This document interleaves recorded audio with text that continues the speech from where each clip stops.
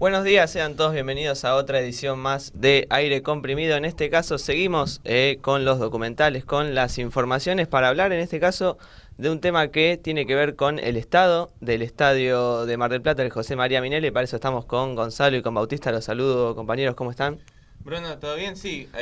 un estadio que desde este año tuvo su mayor decadencia a partir de lo que fue la clausura de la platea techada y que ya venía con un deterioro muy grande, y ya en agosto de 2021 el ministro de Deportes, Matías Lames, había dicho hay que hacer algo con el estadio. Bueno, no se hizo ni de parte de la provincia ni del municipio, que es a quien le corresponde. Había una gran división dentro de los dos equipos municipales, por así decirlo, que juegan en dicho estadio, que son Aldosivi y Alvarado, que desde septiembre, como bien vos remarcabas en agosto, en septiembre del 2021 el sector techado permanece cerrado por, como bien decía, fallas estructurales. Un estadio que fue construido recién para el Mundial 1978 por la dictadura cívico-militar. Sí, y en comparación justamente con los otros estadios que se construyeron para el Mundial 78, el estado del José María Minella muy mal en comparación con lo que tiene que ver con el estadio de Mendoza y de Córdoba, por ejemplo, que fueron remodelados, el de Mendoza para la Copa América y 2011 en Argentina, también como el de Córdoba, y algo que también puede marcar el punto de inflexión en el deterioro del José María Minella es justamente esa Copa América 2011, donde se decide por parte de las autoridades de no usar el estadio de Mar del Plata y sí priorizar otros estadios como en Santa Fe, en Córdoba, remodelando esos estadios y dejando el de Mar del Plata casi en un deterioro que bueno, que sigue hasta el día de hoy. Así que capaz que si tenemos que marcar un punto de inflexión es esa Copa América, donde quizás si Mar del Plata era elegida como sede, se daba una renovación del estadio. Exacto, y a propósito de lo que decías, Bautista, la disputa, ¿no?, entre Aldosivi y Alvarado. Aldosivi que dice yo no me hago cargo debido a que si Alvarado no colabora, yo de mi parte no voy a poner todo el dinero, y teniendo en cuenta también que el municipio tendría que poner su parte, y sabiendo que, por ejemplo, en el partido que se hizo con Boca, Aldosivi por entradas recaudó más de 20 millones de pesos, y este informe técnico que finalmente se hará cargo de la provincia, que se conoció el 27 de julio, tendrá un costo de aproximadamente 14 millones de pesos, con lo cual es mayor la cifra que recaudó Aldosivi en un solo partido, pero no quiere hacerse cargo de todos los costos. Bueno, también la queja era que en su momento había un estudio, un proyecto que iba a llevar a cabo la Universidad Nacional de Mar del Plata, donde habían hecho un presupuesto de alrededor de 13 millones de pesos, necesitaba el municipio para poder llevar a cabo la obra, que después, a su medida, salieron a la luz que el municipio gastaba alrededor de 29 millones de pesos en lo que viene siendo envíos o movimientos o carga de nafta para empleados municipales, algo que quizás molestó bastante a gente de Alvarado y de Aldosivi, con un José Moscusa hijo que dijo, y cito: parece que el municipio no quiere tener un equipo en primera división, haciendo referencia a que no quieren remodelar lo que por ser parte del municipio, un estadio municipal, tiene que arreglarse justamente por el parte del gobierno de Guillermo Montenegro. Sí, en un contexto político que es, me parece, uno de los puntos principales que no queda fuera, que es justamente la disputa política entre Juntos por el Cambio en el gobierno local y Frente de Todos en la provincia, y donde el municipio acusa, entre otras cuestiones, que la deuda que tiene la provincia es de más de 700 millones de pesos de este año, sin contar la inflación, con lo cual sería casi el doble a esta altura, pero en este cruce de acusaciones, donde, a propósito también de lo que decías de la provincia, y el municipio, que tienen los gastos, por ejemplo, del municipio, para obras, 9,7% del presupuesto. Es la tercer partida que más gasto tiene, después de economía y gobierno, con lo cual es mucho, es de gran magnitud el gasto que hace el municipio en cuestiones de infraestructura, pero sin embargo acusa como principal argumento que la provincia adeuda dinero y no quiere hacerse cargo. Claro, bueno, y eso que decías también, antes de ir a ver el informe de Iván, para cerrar, lo que tiene que ver con el tema político, que justamente el jefe de asesores de la provincia de Buenos Aires, Carlos Bianco, dijo, en contraposición a la deuda que reclama Montenegro, dice: pocas veces la provincia le dio tanto a Mar del Plata como este gobierno, diciendo, bueno, marcando una diferencia, ¿no?, con lo que dice Guillermo Montenegro, y casi también dejando en claro que si se va a tener que dar una renovación del estadio o de la platea cubierta, bajo la gestión de Montenegro va a estar difícil. Pero bueno, para ir cerrando este primer bloque de debate, vamos a ir a ver el informe que preparó Iván sobre la historia de José María Minella, así que lo vemos. Ubicado en el sector oeste del complejo municipal de deportes Teodoro Brosini, sobre la avenida de las Olimpiadas, se encuentra el estadio José María Minella. En 1976, la dictadura cívico-militar argentina creó un organismo llamado Ente Autárquico Mundial 78, que se encargó de la remodelación y construcción de estadios y del desarrollo de la infraestructura logística, turística y de comunicaciones, y desde este ente proyectaron la construcción del estadio José María Minella. El proyecto es del estudio de arquitectura Antonini John Semborain, de amplia trayectoria en obras de esta magnitud. El estadio recibió el nombre del futbolista marplatense José María Minella, quien supo brillar en el fútbol argentino y tener pasos por equipos grandes como el Club Atlético River Plate. El estadio fue proyectado en base a una elipse rectora de la distribución de las tribunas, las instalaciones complementarias y los espacios públicos circundantes, dentro de la cual se encuentra la cancha de juego. El acceso peatonal a las tribunas es el remate de la calle pública del predio, eje organizador de todos los escenarios. A su vez, cuenta con un acceso vehicular principal, ubicado sobre la calle Ortiz de Zárate, y posee accesos secundarios por la avenida Diagonal Canosa. Posee una capacidad aproximada de 35.180 localidades, distribuidas en las plateas Popular Norte y Sur, 15.000 localidades, platea descubierta 13.489 localidades y la platea cubierta con 6.691 localidades. El estreno oficial fue el 2 de junio de 1978, con la victoria de Italia sobre Francia, por la primera ronda del Grupo 1 del Mundial de Fútbol Argentina 1978, que ganaría el seleccionado local. Campeonato donde el estadio fue sede de 6 partidos, todos de fase de grupo, y en ninguno jugó la selección local. El jueves 20 de febrero de 1992, Mar del Plata sufrió un fuerte temporal que se recuerda por una foto icónica. El estadio mundialista cubierto de agua, convertido en una pileta de natación. El estadio mundialista actuó como una verdadera represa, con 8 metros de agua en su interior. Se perdió todo, incluso la sala de máquinas, que se encuentra a 7,5 metros debajo de la calle. Esto dejó grandes daños y unos 2.000 evacuados en la ciudad, en la cual cayeron 235 milímetros de lluvia en 14 horas, que fueron los máximos valores del siglo. Después de eso, el estadio debió ser reparado y no volvió a ser utilizado por un tiempo. Luego, el escenario albergó la Copa Artemio Franchi, que en 1993 ganó el seleccionado nacional como Diego Maradona como capitán ante Dinamarca. El estadio ha cambiado muy poco. Una de sus primeras remodelaciones fue hacer el tablero electrónico con luces naranja de tipo LED y una buena renovación de butacas. Todo esto para prepararlos para los Juegos Panamericanos Mar del Plata 1995, que tuvieron el estadio mundialista como sede de las ceremonias de apertura y clausura, además del desarrollo de las competencias de fútbol, la cual ganó Argentina. Fue una de las sedes también de la Copa América Femenina 1998, disputada en Argentina. Se le realizó una segunda renovación en el 2001 para recibir partidos del Mundial Sub-20 organizado por la FIFA, y en varias oportunidades se lució como escenario de partidos de rugby de los Pumas y tuvo el orgullo de albergar la Copa del Mundo de Rugby 7 de 2001, que se disputó en Mar del Plata, con la presencia de los All Blacks y del histórico jugador John Alou. También el estadio albergó varios recitales, con el show de Queen a la cabeza en 1981. Pasarían grandes bandas también como Rod Stewart, Luis Miguel, Chayanne, Ricardo Arjona, Callejero, Joaquín Sabina y hasta Duran Duran, esta última de la mano del entonces empresario jamaiquino Mac Higgins. También fue sede de actos políticos ¿por qué no? Cómo olvidar el de 2005 con Maradona como una de las estrellas de las cumbres de los pueblos, sentado junto al entonces presidente de Venezuela, Hugo Chávez,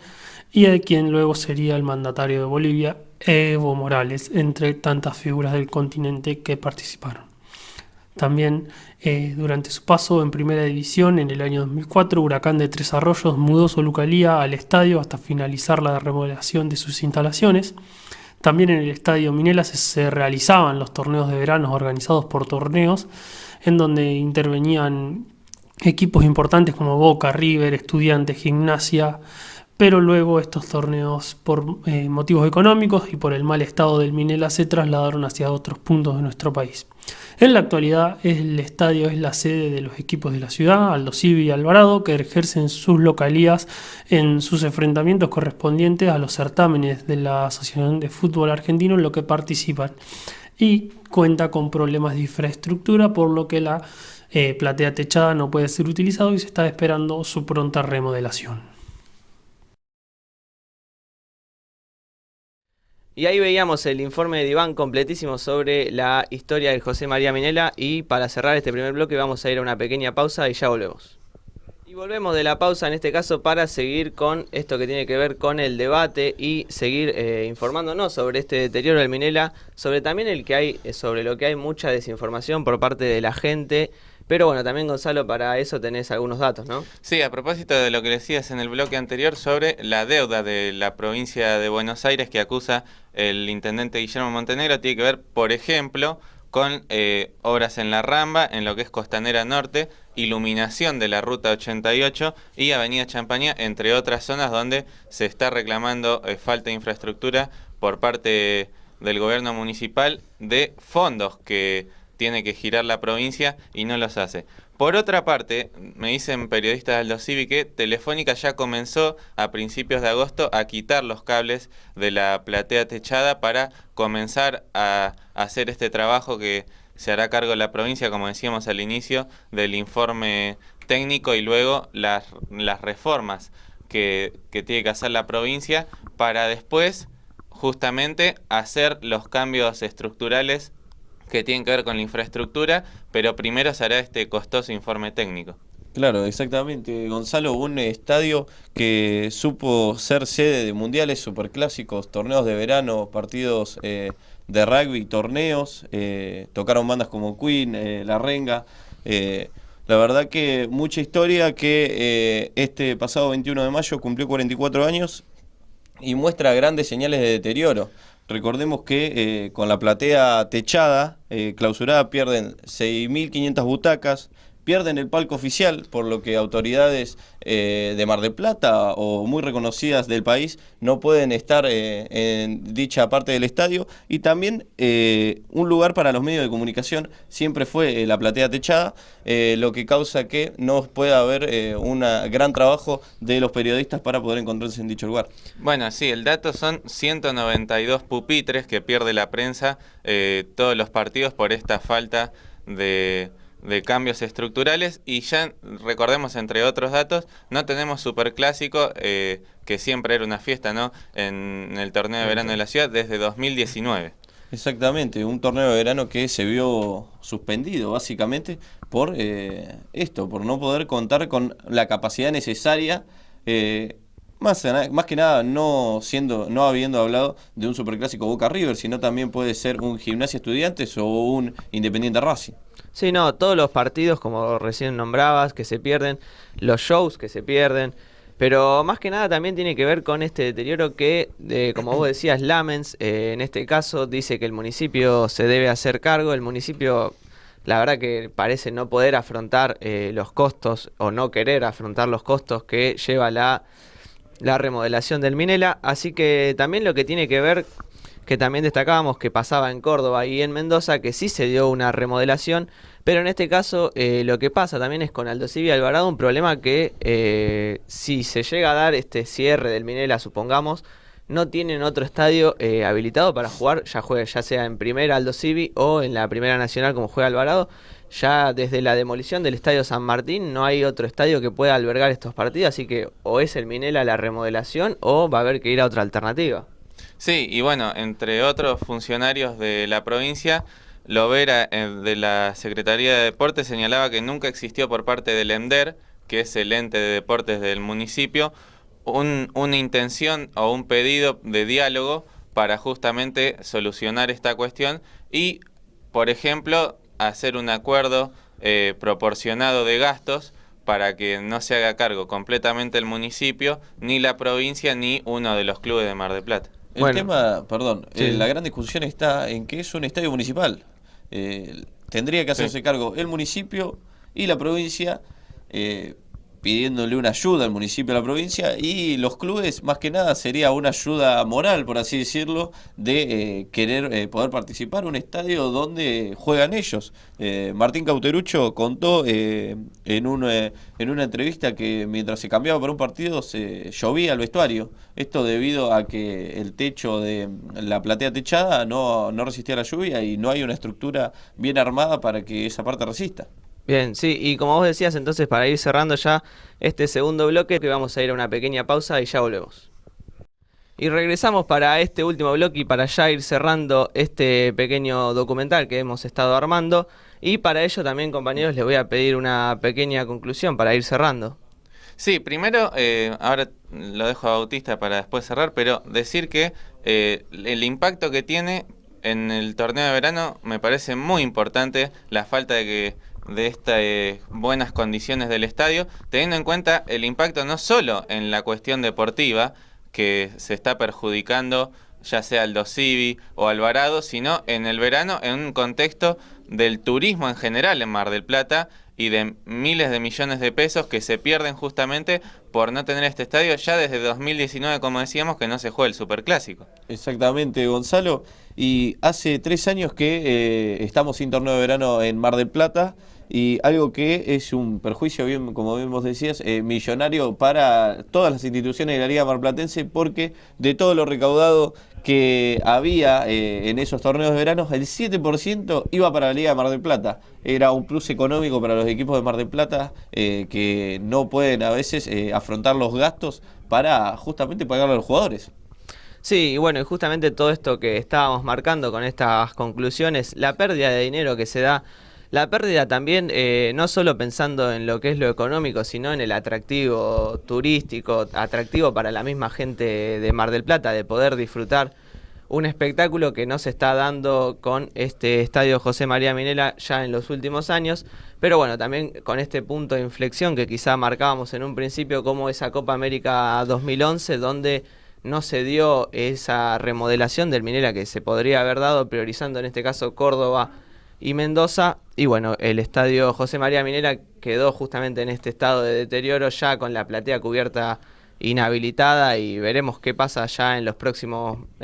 meses, años, si se da con este informe técnico,